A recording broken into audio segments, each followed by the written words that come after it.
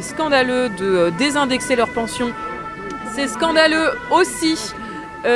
d'augmenter le ticket modérateur et donc de faire basculer beaucoup plus de dépenses de la sécurité sociale vers les mutuelles, parce que ça, c'est les retraités qui vont en être les premières victimes, puisque le coût des mutuelles va augmenter et que c'est les retraités qui vont devoir le payer avec déjà des revenus très faibles. Et puis la deuxième supercherie que nous venons dénoncer aujourd'hui, c'est que c'est pas vrai que c'est l'extrême droite qui défend les retraités. Ça fait des mois que les organisations syndicales de retraités, à commencer par l'UCR-CGT, se battent sur la question de la revalorisation des pensions. Il y a des dizaines de milliers de pétitions qui ont été signées, des rassemblements qui sont organisés aujourd'hui dans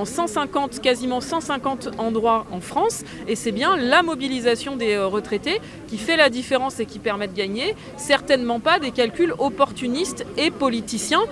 qui sont faits justement parce qu'il y a une dynamique chez les retraités que les syndicats ont créé.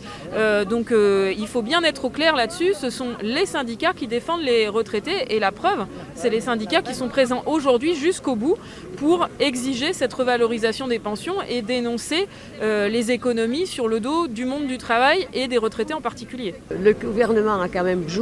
bien joué la montre pour pouvoir permettre à ce que les recettes qui étaient proposées ne soient pas retenues,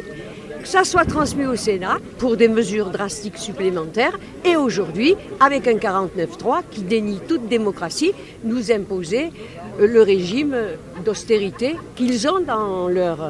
qui est leur logique depuis avec ce gouvernement.